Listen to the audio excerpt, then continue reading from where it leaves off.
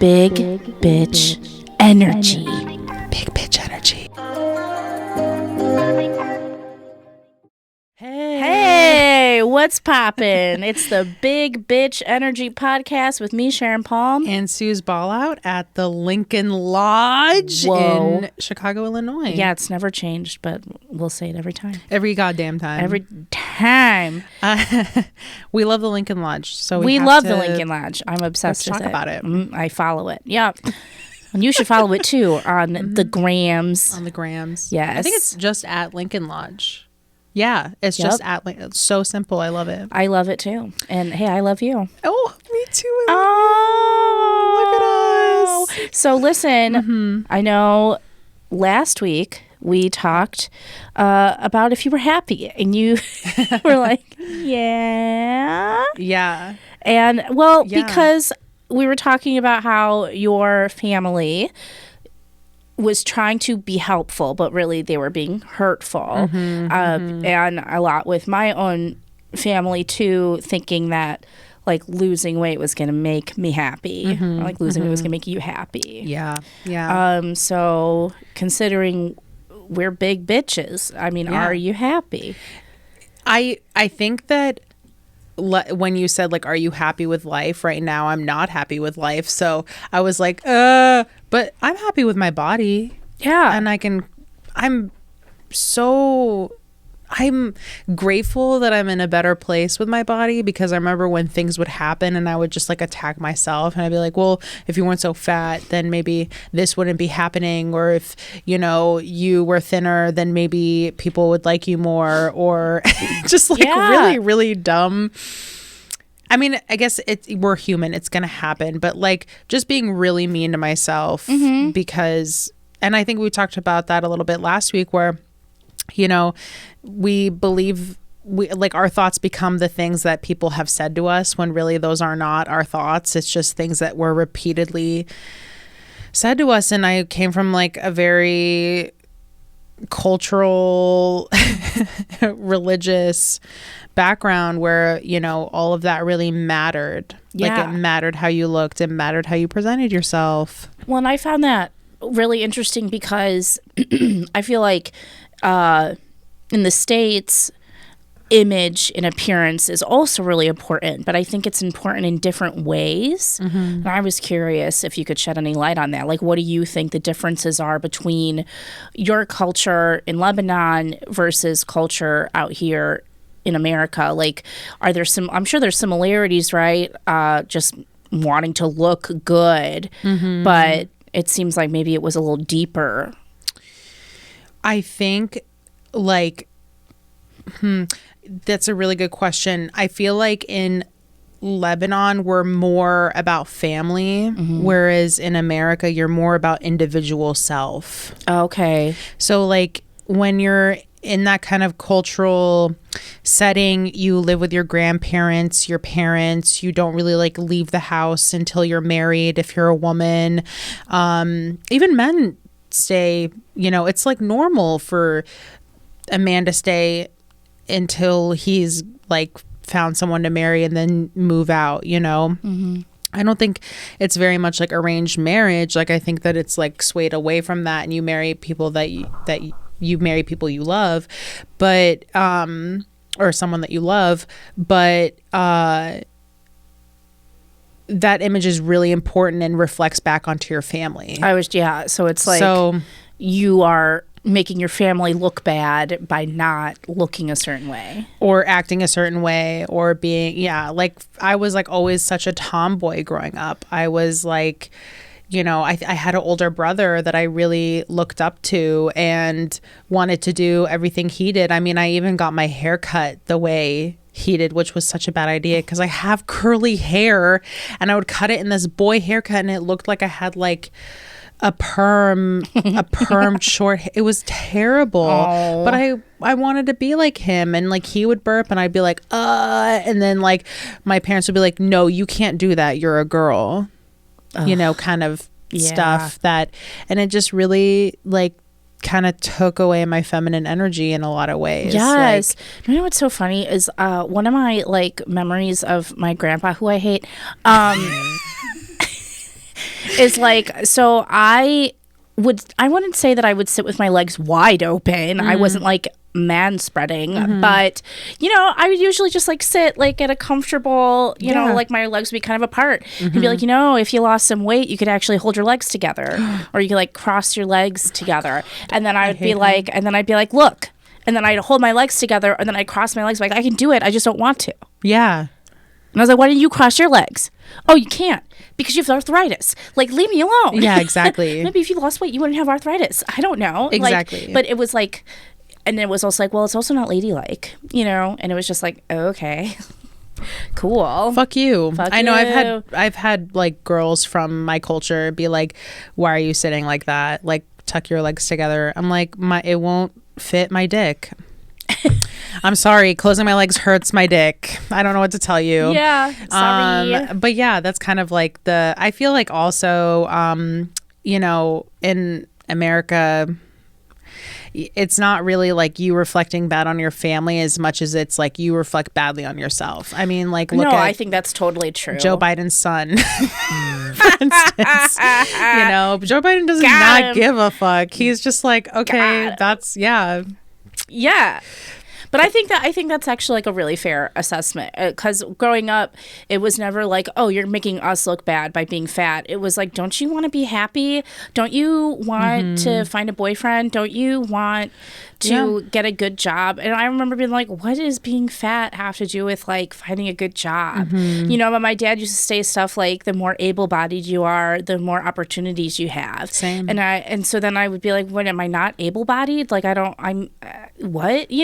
But it was just like so confusing to me at the time. But it was a lot of that, like, or just people treat you differently. And just talking about, will losing weight make you happy? I mean, this is something I still struggle with. It's almost like embarrassing to say it out loud, but I have oftentimes thought if I lost more weight that maybe I'd have more opportunities in comedy, because I do feel like there's something to be said for certain privileges you might get if more people found you attractive, which is like a catch-22 because it's like I don't necessarily care if people find me attractive, but for some reason a lot of the people that are in a position of power to book certain things, if they, I don't know, I think a lot of it is like maybe subconscious, maybe part of it is my own anxieties, but sometimes I'm like, oh God, I wish, I could just lose a little more weight and then maybe I'd get booked more. And I know the logical part of my brain knows that's bullshit. There are plenty of fat women who do very well in comedy. Like, I don't think it really has anything to do with that.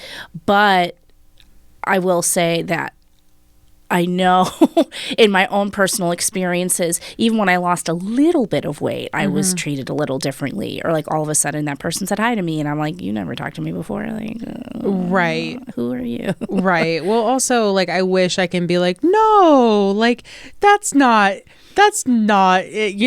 pretty privilege isn't real. Pretty privilege is real. And it's like, yeah, I mean, I think that but here's the thing. I feel like if we have a belief so strong, you're going to start looking for those things. And then if someone that is pretty gets a gig over you, then that's all you're seeing. This is true.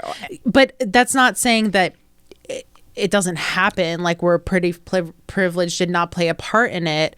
But I think that we focus so much on other people too, because it's like, well, what about me? Like, well, I've been told my whole life I can't do it because I'm fat. Yes. So what am I gonna believe? That's what I'm saying. Like, I know a lot of it's my own anxiety that just exists from living most of my life with those kinds of things being said to me. And I feel like I was very much like a fake it until you make it kind of person for a long time, where on the outside I'd be like, I don't care what anyone thinks about me. But like inside I was like, I do care, actually. I care a lot. Yeah.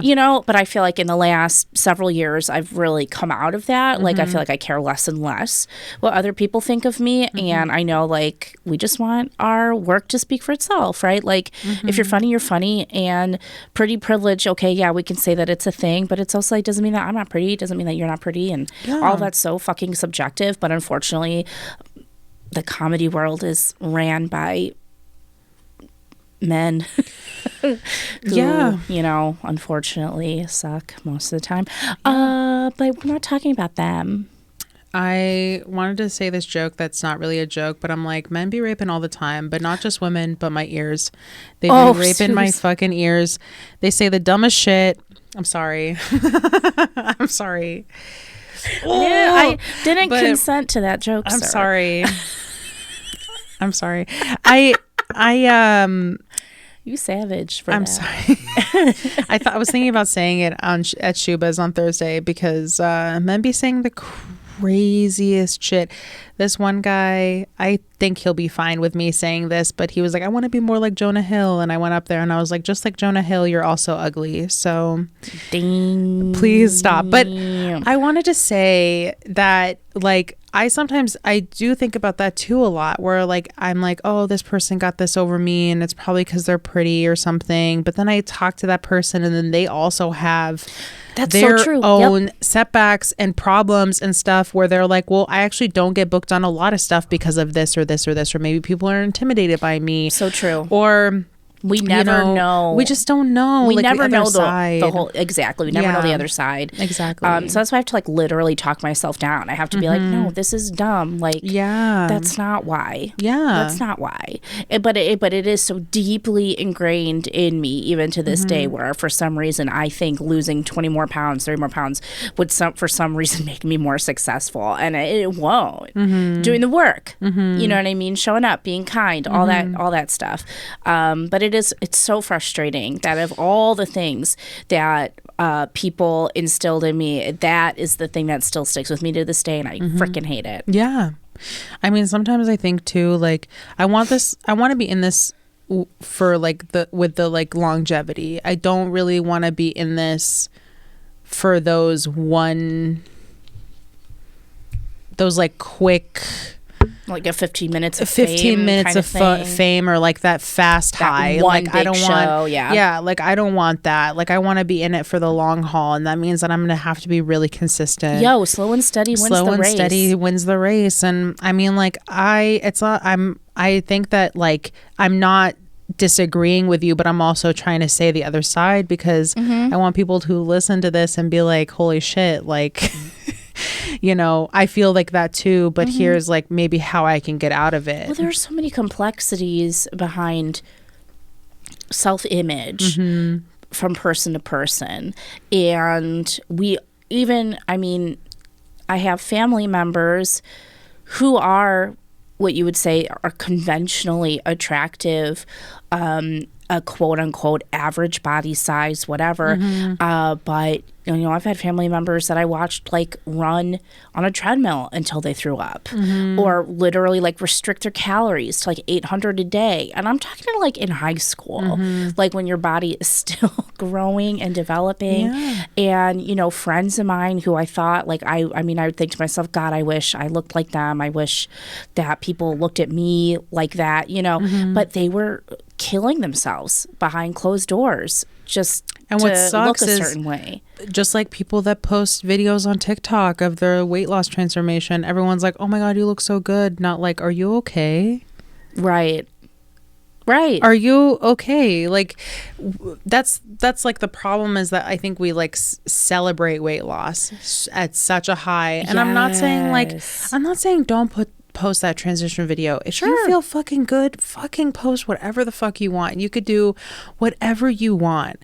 It's just that it really pushes back people who are hurting, and then it gets you down this crazy spiral, like you said, and it's like you're actually killing yourself. You're not really you're not healthy. I mean, we talked about this a few episodes ago about the fat side of TikTok, where it's like some of it is so positive and empowering, and other parts of it are damaging and just kind of buying into a bigger machine of diet culture. Buy this powder, get this pill, get this, oh my God, another embarrassing thing. It's probably not TikTok made me buy it. I got a freaking infinity hoop. Have you seen ads for that? Yeah. But it's weird because I've seen people say that those aren't safe. Are they safe? Oh, I mean, I haven't had any like injuries or I guess anything maybe dangerous. they're just I don't know. using it weird. Well, and it's like, just for anyone who doesn't know what an infinity hoop is. It's a belt that you wear around your waist, and then it has a weighted ball on a string attached to it, and you're supposed to like act like you're hula hooping in order to like pick up that weighted ball and swing it around your waist. And I, especially in the winter, I become such like a recluse, and I'm just trying to find ways to move around when you don't have it in you to go outside. So like I got a stepper, which I love. I gotta get one of those. Oh my God. Because I just turn on a TV show and I just use it, and I'm like, at least I'm doing something, but this, I just thought it looked cool. I'd seen ad after ad after ad for it. You know what I mean? It's like, oof, yeah, the marketing really got me. And I've had that thing for 6 months, dude, and I still can't figure out how to keep the ball up. That's hilarious. So I'm confident if I could learn how to use it, that maybe it'd be a fun little workout at home. But I was like, damn, they really fucking got me with this one. I'm sure we can Google it. I'm sure. Did you Google looked it? up a YouTube. Yes. Come on. Yes, I looked up YouTube videos.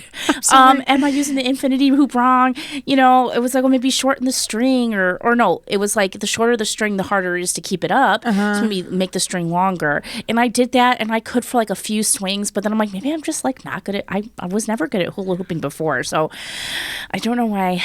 I think the biggest reason I got it, is because they tell you if you use it every day, hopefully you can take off a link. So the belt is comprised of links, and each link is 2 inches. So it's like it gives you like you can actually see the inches falling off was kind of like the gimmick of it. And I thought it, because I'm very much a visual person in that sense. Pretty sure they said the same thing about the shake weight.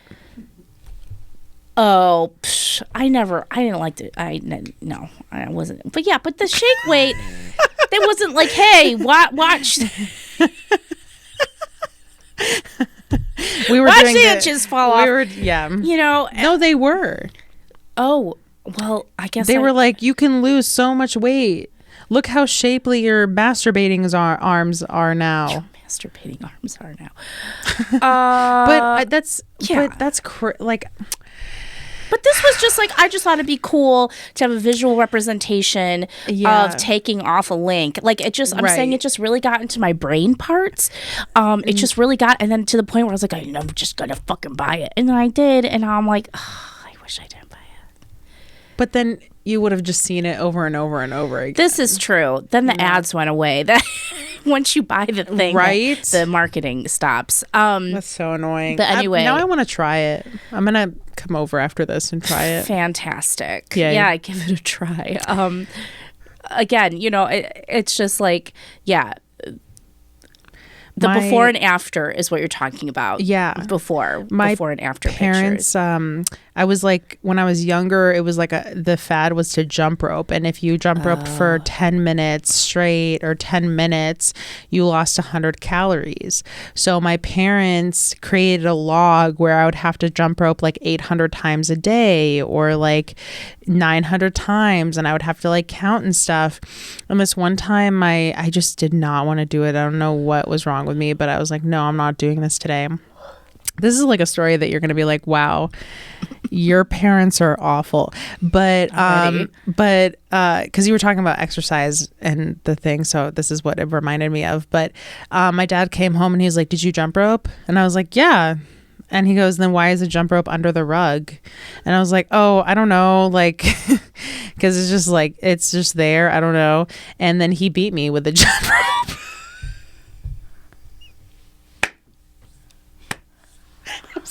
He beat you with the jump rope? It's pretty funny now. I'm not gonna. Suzanne, did it like hard? No.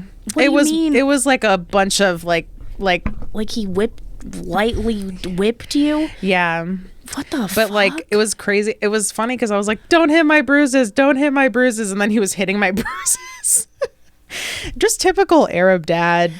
Cool. I love that you can laugh about it. I mean, I've come a long way. You've certainly. Hey, once you can laugh at your trauma, you're healed. I don't know. Yeah, I'm not a doctor. I'm not a doctor. And also, it's funny because usually people will give me that face of like the, but I'm like, I'm over it. Like, it's fine. I honestly think that my parents were just like really miserable people. Totally. And my family was just miserable that like, you know, what did they try and control? Like me. And it was just like, I would get weighed weekly, which was, I think I've told you about that before, but I would have weekly weigh-ins and I'd be grounded if I didn't weigh the weight that I needed to be. But it was crazy because I worked at my parents' coffee stand at the time, and there were these things called the pink cookie, and I would split it into 4s and just eat that all day and just make sure that I would make my way in. And I did it really unhealthily. Like, I really like tried to cut a lot of corners. And yeah, so you're eating one cookie throughout the whole day and nothing else. So your body's not getting any nutrients or protein. Like, and then guess what? Did not lose weight. No, because and this is something that it took me a long time to learn too. When you restrict like that, your body isn't like, oh yeah, let's shed this weight. It holds on to it because you put your body in like starvation mode. Exactly. By doing that. Ugh, God, exactly. I'm sorry. I mean, that's so fucked up. I mean, they thought they were like motivating you, but all they were doing was hurting you. Yeah. I mean, they should have just celebrated you and accepted you for who you were. I mean, I think now it's a lot different. Yeah. But back then, yeah, definitely. I think that would have been out of the question, you know. Sure. To be. So I have a question. Yeah. Are your parents thin or a healthy weight or whatever?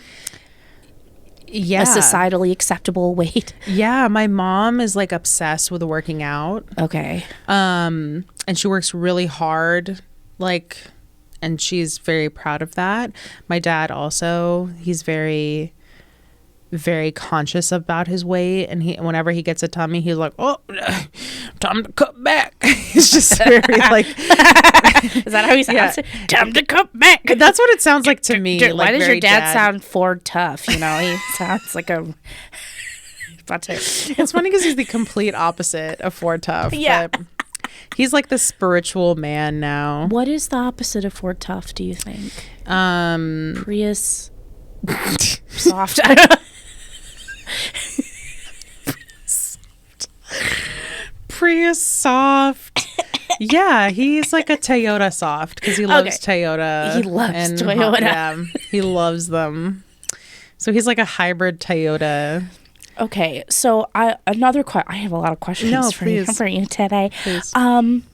So I will preface this by saying that my dad has always had a bit of a gut, you know, not like a super, you know, I wouldn't say that he was ever like morbidly obese or whatever. I don't even know. We don't even know what that means anymore, right? But he just always had a gut, you know. He always had like a drinking problem on and off throughout my whole life. And, but yeah, always had a bit of a gut. But he also worked out on and off. But that tummy of his never really went away. And I was brought up, like my mom is very small, like very, very small, just naturally like 90 pounds, just tiny framed person. And my mom be like, oh, men are supposed to be fat. Like when men get older, like they're supposed to be a little bigger and men should be bigger than you.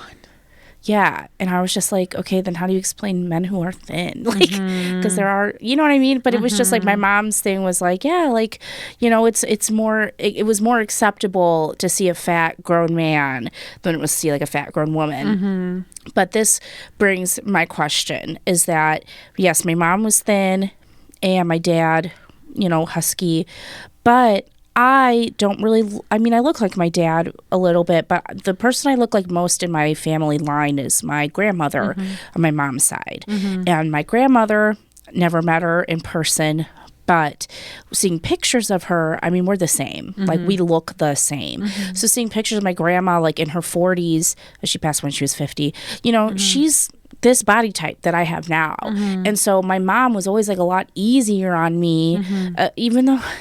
I don't want to say easier, but she was just like, oh, you look like my mom. I feel like it was almost like she romanticized me in a way, or kind of would just like not, always dig into me about weight stuff because of that.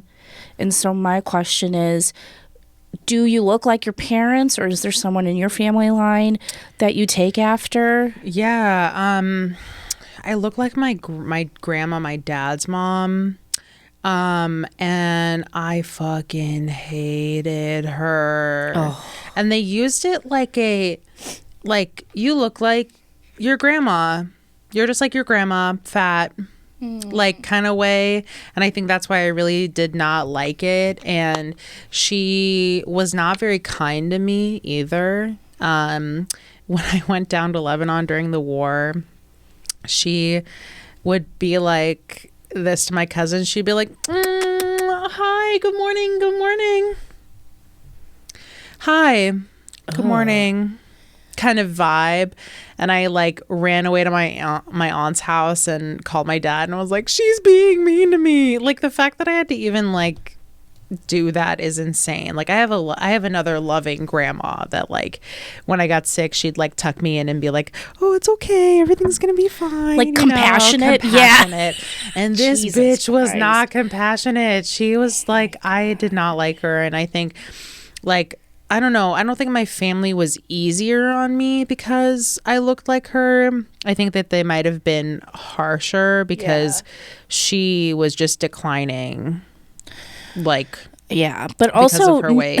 Neglecting the fact that, hi, you were a child and this was an elderly woman. Like, yeah, like, why are we correlating only the weight? I remember like my mom talking in front of me, like, to someone that worked at Fred Meyer, and they were like, oh, well, maybe like when she starts her period, like, she'll like shed the weight or something, I'm sorry. And my mom, wait, who has ever shed weight by beginning their period? I like, like sometimes like girls would hit puberty and they would like, or I guess maybe, I don't know, that's kind of like a misconception. Baby fat. Oh, yeah. Yeah.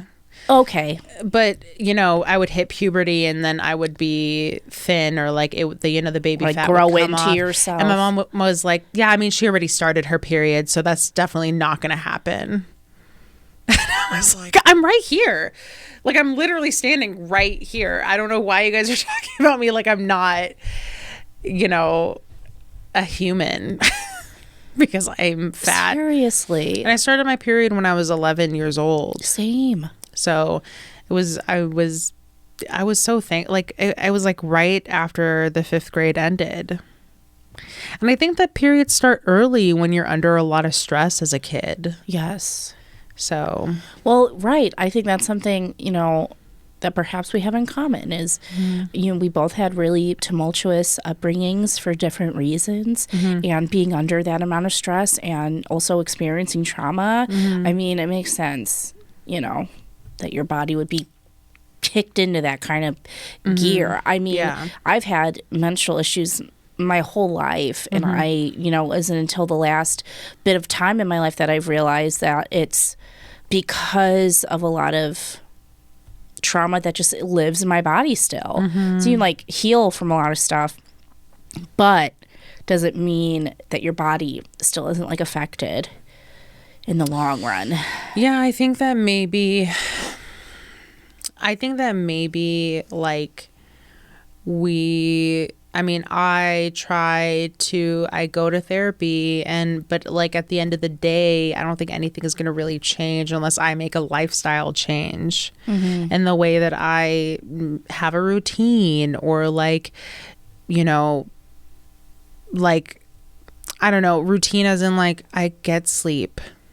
I can like wake up after 8 hours and, have a day, come home, cook dinner, take care of myself in that kind of sense, because I'm feeding myself healthy food.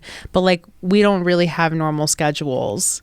We're like, we have to get up, go to work, come to a podcast recording, which I love. But it like breaks up your day, and then you might go do a mic, you might go maybe you're have a show, and like you're up really late, and after I'm done with a show, I'm never gonna be like, no, I stay up for 4 hours because the adrenaline is still coursing through my body. And I fall asleep really late and hope I wake up early for the next day. Yeah. To do it all over again. Well, for every person that says, oh, you're heavier because your sleep schedule is out of whack. And there's another person saying, no, the sleep doesn't matter as much as what you're eating. And then another person's like, well, it doesn't matter what you're eating as long as you're in a calorie deficit. Or, oh, no, calorie deficit doesn't matter unless you're eating a lot of protein. But it's just like, there's just like a billion different solutions that are out there, I guess. And I'm still trying to find the things that work best for me. I know you're trying to still find the things that work best for you. And I could confidently say now that my goal isn't as much weight loss as it is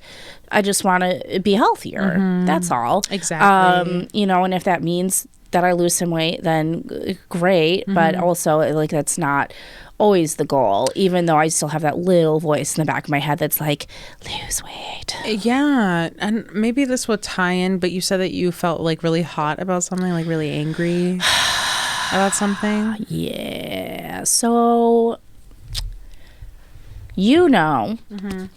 I have had suspicions that I have ADD. But it wasn't something that was really brought to my attention until I was an adult. Never something that was brought up to me as a kid or adolescent. And same. I just want to say that I had like my parents had a meeting with my teachers and they were like, yeah, Suze doesn't know how to sit still. We're going to give her, like, you should like buy her knitting stuff so she could like sit and knit during class. And it's like, no, I had ADD. And guess what? I was going to get over knitting at some point. You know what I mean? Right. Because then you fixate on it for a while, but then you get bored of it. And you get bored of the it. Next thing. Yeah, exactly. Sorry. So I just wanted to plug Yes. that in there. Yes. And okay, so it was like through therapy was really the big indicator. Oh, I think you are attention deficit. And I was like, oh, no doctor has really told me that. And my therapist was like, yeah, they're not going to, because they're going to try and say that it's other things. But she was like, you've been dealing with other things, managing other things, but still have this issue of like for me, it's time blindness, it's task management, it's feelings of restlessness, it's decision paralysis. I mean, like all these things. And while I play with this coaster in my hand, anyway, so someone recommended this service to me. She was like, I was able to meet with a clinician, a teledoctor appointment to be prescribed this. They just do like a brief, about 45 minutes where they talk with you, ask about your symptoms, etc. So I did this last Thursday, and basically this clinician was very cold and emotionless, which is fine. I mean, medical professionals, I get it. You have to have some sort of neutrality and you're being professional. I get it. But ultimately, it was like all the questions she was asking me, it was like she didn't really care about me, the person. It was more like making blanket judgments based on the facts, right? Like this is like, I'm having a hard time articulating it because I'm upset about it. I'm really sorry. It's okay. It was really, really frustrating. It was really frustrating because ultimately it was birth control. She asked me if I was on birth control, and I am not on birth control. I haven't been on birth control in many years. Birth control, it's been a really big contributor to my weight gain throughout the years, and also just like my general quality of life was always lower when I was on birth control. And I tried many different kinds. And then when I learned that I have PCOS, which for anyone who doesn't know what that is, it's polycystic ovarian syndrome. Birth control, it's just not doing good in my body. I was just pointless. I was like, I don't need it. I'm not taking it anymore. That being said, I understand that birth control does help a lot of people, and I would never tell anyone to not take it. It's just not right for you. It's just not right for me. Exactly. And she was like, oh, well, you're not on birth control? And I was like, no, and I haven't been for years, and I'm not going to be. And she was like, well, maybe if you're on birth control, you feel some relief from some of these symptoms. And I was like, in what way? It's like she didn't care about the fact that I told her I had PCOS. And she was like, okay, well, I would recommend maybe at least talking to your doctor about getting on birth control again. And I was like, you're not hearing me. I'm not going to take birth control because XYZ reasons. And then, she was like, well, what's one of the biggest reasons that you didn't like birth control? And I was like, because it affected my weight.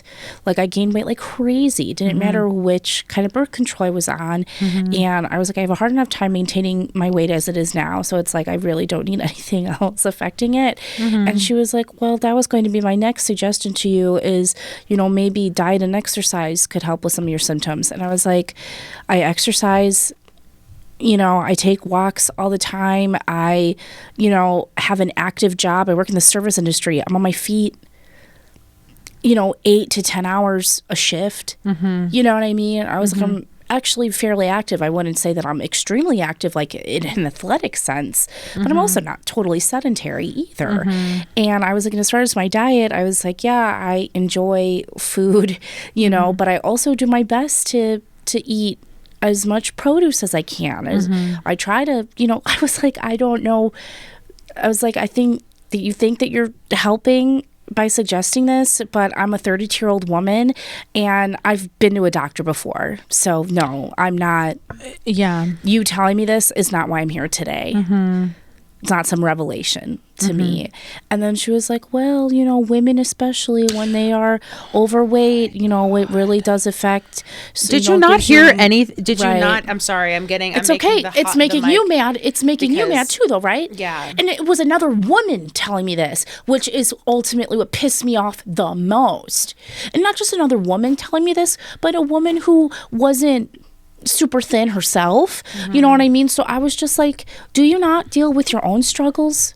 Like, why I was like, I felt like she wasn't really even invested in what we were talking about. And apart from the weight, I'm on antidepressants. She told me she didn't feel like I was utilizing my antidepressants correctly. And I was like, what? She's like, I think you need to be at a higher dosage. And I was like, well, my PCP would disagree with you. What? So it was like this roundabout way of being like, get on birth control, lose weight, and maybe take more antidepressants. Yeah. Honestly, I spent $100 for bullshit. Yeah, dude. And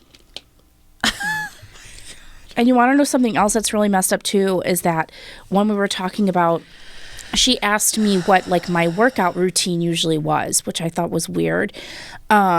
And I was like, well, usually I'll smoke a bowl and then I get on my stepper for about 20 minutes and then I'll do some like dynamic stretching. And then maybe I have a weighted jump rope. You mentioned jump rope earlier. I do have a jump rope that I like. So glad I didn't when I was a kid. And she was like, oh, you smoke marijuana? And I was like, yeah. And she's like, you smoke it before you work out? And I was like, yeah. It helps me focus on my workout. Yeah. And she was like, maybe you need to stop smoking weed so much. And I was like, you literally aren't even hearing the words coming out of my mouth. So when I complained about this appointment, well, not that I complained, but I did request a refund from the service that I used. And they were just like, oh, we can't give you a refund, but we can give you a second opinion at no additional cost to you. And I was like, so basically I can get a second opinion, but I'm just going to lie to them. Like, right? Like, I'm just going to lie. I was literally just about to say that. Like, I'm just going to be like, I don't smoke weed and I take a ton of antidepressants.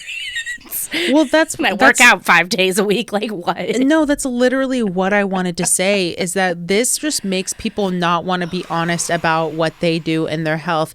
And when you said like, oh, I smoke weed before working out, I was like, oh no, I don't say that. In my head, I was like, oh no. Right. But it sucks that you can't be honest with a healthcare professional because they'll look at you and be like, well, what the fuck? She was like, how is your appetite affected after you smoke marijuana? And I was like, actually, sometimes I have to smoke weed in order to remember to eat. because I forget to eat. And that's like also an ADD symptom is that you just get so focused on other stuff. You get tunnel vision. You don't remember to eat. That's a big thing for me. And for years when I was working a different service industry job, you know, sometimes I wouldn't eat all day, like for 12 hours. And then I'd get home and eat like a day's worth of calories in one sitting. Yeah. You know, but then you tell yourself, 100%. well, I haven't eaten all day, so I can eat whatever I want right and now. And then you gorge yourself. Right. But then it's like the way that you pace out eating really matters, right? And it's just a lot that you learn, right? 100%. And like your family and my family, I at least for me personally, they didn't teach me how to eat healthy. Or things like that. It was just like lose weight in any means necessary. Like, so I don't know, but it's just really frustrating that it's like even certain like medical care that I know I need, and I'm being told, "We'll try this first." Like I'm a fucking idiot. Like, come on. I think you should get a second opinion. I mean, I will, but it's also just like I feel so discouraged. Yeah. Honestly, I feel kind of defeated. So I figured I'd give myself a few days to just like process it, you know. I do think sometimes about how like healthcare in America, they want us to stay sick. Oh, absolutely. And it's like things like that where I'm like, yeah, I mean, you want me to fucking eat shit. Like, what do you want me to do? Like, end up in a mental hospital and that doesn't even mean that would guarantee me my health, you know, either. I mean, well, and that's the other thing too. I've been hospitalized before and for like mental health reasons, and if anything, I mean, I can only speak to my own experience, but I came out feeling worse. Yeah, you know, exactly. Just more like hopeless. Yeah. So it's like, bitch, don't tell me that I fucking need a higher antidepressant drug. Like I'm talking to my doctor about that. I'm just calling you about the ADD. Yeah. Like the fuck. Well, she also asked me like how long I've been on antidepressants and why I hadn't been on them sooner. But as you know, my journey with medication has been complicated. No, I think that you should talk about that because they put you on what's it called? Lithium. When I was 19. Which is a very dangerous bipolar drug. And if you don't have bipolar disorder, it fucks you up. Yeah. So, yeah, so like, how did you get to that diagnosis where like because you don't have bipolar disorder, right? Nope. Was it your ADHD that they? Maybe. I wish I don't, but I also know at that time in my life, my dad was going through a heroin addiction. My mother was going through a domestic violence situation. And I had a baby sister with her. And, it was just a very like tumultuous time. And I had like just graduated high school and I attempted suicide. Okay. And basically after I was hospitalized for that, they put me on lithium and I'm not 100% sure why, to be honest. I think I just didn't know, like and I also didn't really have like the energy to figure, I just was kind of like, I'm just going to trust them is kind of was my mode of thinking about it. I feel like if I was presented with a pill that would probably fix everything, yeah, why not try it? Right. And at that point, I was like 18, 19 years old. Like I didn't know these things. And so I figured if doctor's giving it to you, then you should take it. And I also don't have the best history with medical care in general because I grew up in poverty. We didn't go to the doctor unless it was like life or death. You know what I mean? Like, so I didn't know. I just didn't know. And I was on lithium for 3 years. So who knows if it was ADD symptoms or just the situational effects of what I was going through at the time. But lithium made me a shell of a person and it made me also eat like crazy. It made me so hungry. It's crazy. It made me so hungry.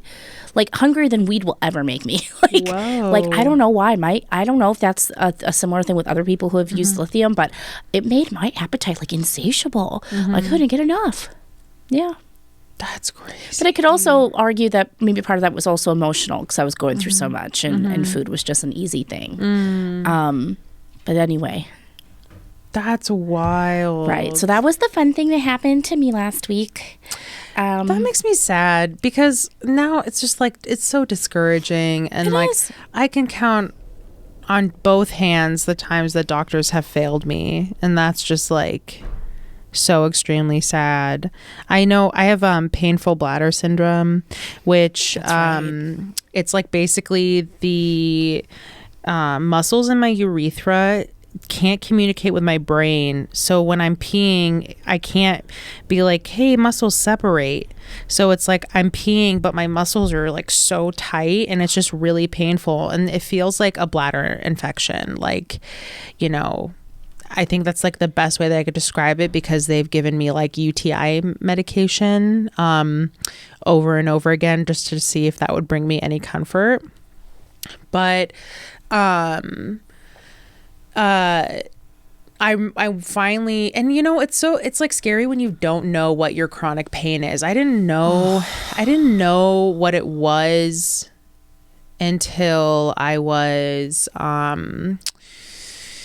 I didn't know what it was until maybe I was like 25 or 26, because that's when I really got proper health care and I was like, I'm gonna take myself to the doctor. I'm gonna figure out what the fuck this is. And it was actually a doctor that I used to like a lot until she also failed me, but she was like, this sounds a lot like painful bladder syndrome. She actually knew what it was because I started feeling this pain when I was 11 years old. And when I would go to the doctor, they would be like, I mean, yeah, we have no idea what it is. If you said drinking water makes you feel better, just drink a lot of water.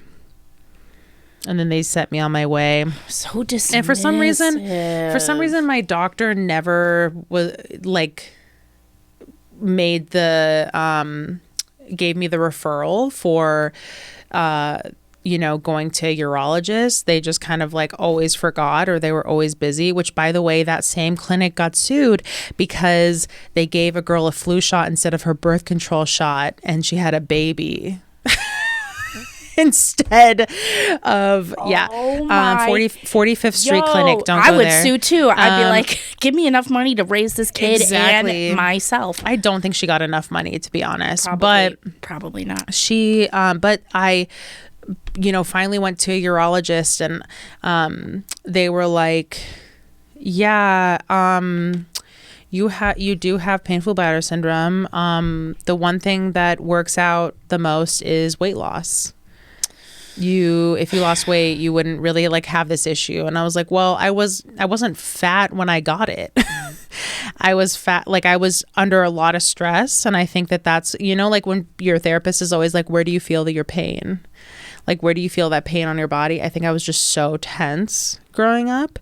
And I went back to my doctor and I was like, yeah, she told me to lose weight. And she got so mad. She was like, your blood work is healthy. Everything is good. It looks good. I'm so sorry that she told you that. That's so messed up. And it's you dismissive. Don't need to lose weight. And it's lazy. Yeah, it is. She's like, here's the food that you need to avoid. Don't have citrusy things. And I would tell them, I'm like, sparkling water kind of irritates it. And they'd be like, weird. What else irritates it? And it's like, I read that list that my doctor gave me and it said sparkling water on there irritates my bladder. So it's like crazy to me that doctors will gaslight you when really like they just don't, like you said, they don't listen to what you say. They're just kind of like, well, yeah, I'm just going to tell you what I know. And you're like, well, and not all of us have access to like good health insurance. I have health insurance now, and I didn't for a super long time, but I will say that my health insurance isn't the best because I freaking need referrals for everything. I can't just walk in anywhere. you know what I mean? And I have to do like a lot of groundwork to find a place where I can go for certain things. What I will say is that all things considered, like my PCP is super friendly and she's compassionate, you know, she's empathetic, like, you know, but I just am not able to see her in person that often because she's all the way in back of the yards, which is the south side, and I, you know, live on the north side, so it's not always the easiest for me to get to. But, you know, I'm thankful that I have access to her, but a lot of my treatment elsewhere is through other people. For example, this, you know, service I went through, because my PCP didn't want to prescribe me anything else until we knew how antidepressants helped me over time. But not once has this PCP said, hey, maybe you need to lose some weight. She did tell me, you know, she was like, maybe cut back on the sugar. Yeah. But I won't be bad at that. I am addicted to sugar. Well, also she looked at a blood report. That's right. That was like, she looked at my, hey, maybe this is what it looks like you can cut back on, not just looking at you and being like, stop eating sugar, Sharron, you're fat. She was like, my blood pressure was good, my cholesterol was good, like all that stuff was good. It was just, you know, she was like, if you don't cut back on sugar, you know, you could enter into the pre-diabetic stage. We don't want that. So I'm sad I had to like stop going to my PCP, who like really was like very weight positive, because I was getting really sick from my period, and I was just kind of like, hey, like, do you think, we went over my hormone things and stuff, and she was like, I was like, hey, do you think you can like write me some sort of note for work so that when I do get sick, at least, because sometimes, like at the time I was getting sick once a month during my period, like throwing up, you know, needing to call off. And she was like, yeah, that's kind of a lot of paperwork, so we can't really like do that. And I'm like, fuck you, this is the last time you'll ever see my face here ever again. Fuck you. Like, it was just so rude. Yeah. Like, I'm asking you for help and this is your job. So I have another question. How many doctors who are overweight told you to lose weight? Because for me, it was a lot of them. I don't think that I've ever had a fat doctor. Interesting. Because even growing up in Seattle, it's like the #1 healthiest state. Oh. And I grew up around a lot of like very granola people. And usually granola people go to medical school. Granola people? Sorry. Who are granola people? They wear sandals on their off days, and they eat like Birkenstocks, granola bars for breakfast. Cool. And but granola has so many carbs. Shut up.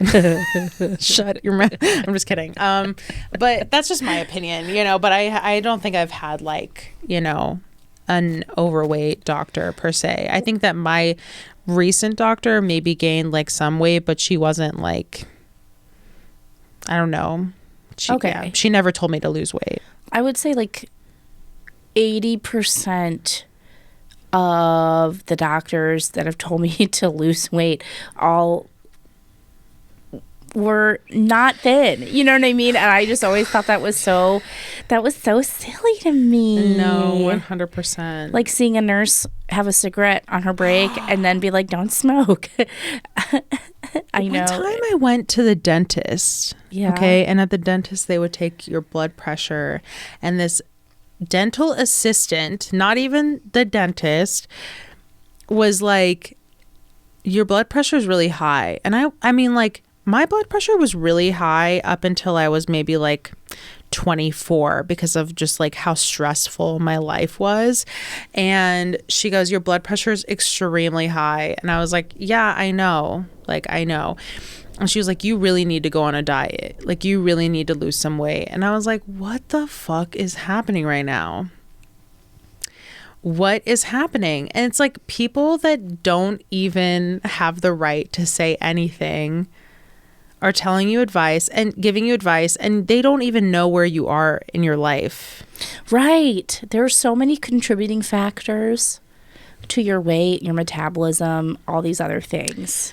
I just hate the whole blanket the whole blanket solution of lose weight, you know? Yeah. And like I've lost some weight in the last bit of time. I mean, it's kind of stopped. I have a nutritionist, and she was like, how come you've stopped losing weight? What's going on? And I was like, it's annoying. I don't want to do it. It's dumb. Yeah. But sorry. I did tell her it was annoying, and she laughed. But she was like, okay. But because I didn't start losing weight to lose weight. Like, it wasn't like, oh, I'm trying to look better, you know, or even people are like, oh, maybe trying to feel better. But I'm like, I know that like my emotional state is still going to be the same. Like, no amount of weight that I lose is going to make my anxiety and depression more manageable. Like, you know, but it's really just, it's to manage my PCOS, you know, which is funny because when I learned that I had that, it was like, oh, well, losing weight really helps ease those symptoms. But also having PCOS means you hang on to weight. Because you also have really high levels of cortisol. And when you talk about being stressed, I mean, that's also like cortisol is the stress juice. I don't know what to call it. Yeah. You know what I mean? But it's just, There's this book called When the Body Says No, and I highly recommend it. It's very scientific, but this guy interviews 8 dementia patients. And he also follows the lives of people that have had like melanoma or lung cancer or, you know, some sort of disease. And he asks them about their life, because when you go into a doctor, they're very like, he said something in the book where the medical industry wiped away that the body and the mind are connected in a lot of ways from like 1970 to 1973, and all this information went into like the Bermuda Triangle. He called it the Bermuda Triangle of medicine, and it kind of got lost because people didn't want you to think that your life and maybe the medical industry didn't want you to think that your life and your health were connected. So I feel like it was like, so, you know, we could pump people up with medicine or, you know, all of these unnecessary drugs. Like birth control never worked for me either. So, you know, I definitely feel like birth control is one of those things where they offer women, that's like the first thing they offer you for anything, your hormones, your acne, your, you know, weight, you know, anything. They offer you birth control first, but they don't ask you like, what's going on in your life? Oh, okay. Well, I see that like this may stress you out. And a lot of the patients, this is like basically what I got from the book, is he interviewed these people and they would be in such extreme pain and they would never go to the hospital because they felt like they were a burden. They felt like they like were a burden on people, or like they didn't want to bother anyone, or they had like really personal things happening in their lives. And like one woman, her husband was a major alcoholic, cheating on her and all this stuff, and finally like he got her to say all these things, and it made sense to why she like had so many of these illnesses because she was internalizing it so much into her body that she got cancer. But he would always tell them, he would be like, what would you say to a friend? What would you say to someone who was going through the pain that you were going to? And they'd be like, I would tell them to go to the hospital. I would tell them to, and it's like, well, then why don't you give yourself that same courtesy? Talk to yourself like you talk to your friends. Yeah, but so much has to do with like self-love, you know? Exactly. Exactly. And I think that's like what finally pushed me to like go to physical therapy. My foot was fucking killing me. My shoulder was fucking killing me. And like spiritually, I don't know if anyone follows this, but like if you feel like you have very heavy shoulder pain, that means that you tend to carry the weight on your shoulders. The weight of the world on your shoulders. So like if you like, let's say you have like a really strong headache, like that means that you're like thinking a lot about an issue, or, you know, whatever it is. I mean, I know people are gonna be like, it's not so. Yeah, I know, but this is what I believe in. Okay, Like, what are they gonna be like? They're gonna be like, that's not real. Whatever. I'm a divine spiritualist, and I think that you can live in both worlds. You can. Okay. But the mind body connection, is you were right. It's not taught. It's not something that, like, you go to a doctor for the physical and then they tell you to go to a therapist or a psychiatrist for the mental. But it's like, why aren't they both integrated? And why don't I have access to both of them in a way that doesn't take 1,000 hoops to jump through? Yeah. And, I also learned about, like, how the gut, like the health of your gut affects your mental health. 100%. Your gut biome, all of it is connected to your brain. Yeah. And when I was a kid, you're talking about how you developed your painful bladder syndrome around like 11 years old. When I was a kid, I had like debilitating stomach aches, like to the point where I'd pass out. I mean, and the stomach aches were so bad that I couldn't shit. And I had to go to the doctor like multiple times when I was a kid to literally get shit pulled out of me because I couldn't go to the bathroom. And they were all like, oh, she just needs like to eat softer foods or whatever. Like, no one was like, what's going on with her emotionally? Right, exactly. What's your home life like? Exactly. Oh, both of your parents are fucking drug addicts? Oh, that probably would affect your body. Right. Just whoa. So 100%. Wow. This was a heavy one today, Suze. Yeah. It was heavy. I mean, I could go on and on Truly about the mind and body stuff because that is really powerful for sure. Yeah. It is all connected. Which is, it's why I say, like, when you see so many different fads out there for diets or anything, try not to follow that, but follow what your body is telling you to do. Yes, listen to your body. And I know that your body's probably like, Doritos, but it's like,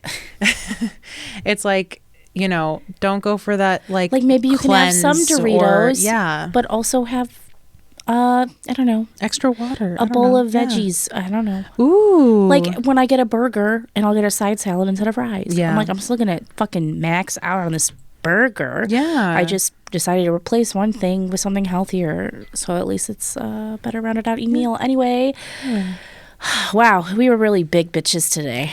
Huge bitches today. Yeah, we let it out. Thank you for listening. Thank you for listening. Well, once again, we are Big Bitch Energy, and we are here at Lincoln Lodge. Thank you so much for joining us today. And Jesus, what's your Instagram, babe? My Instagram is balloutcomedy, at balloutcomedy. And mine is @_palm_faced. Like in your face, bitch. All right. All right. See you next time. Love you. Bye. Bye. Big Bitch Energy.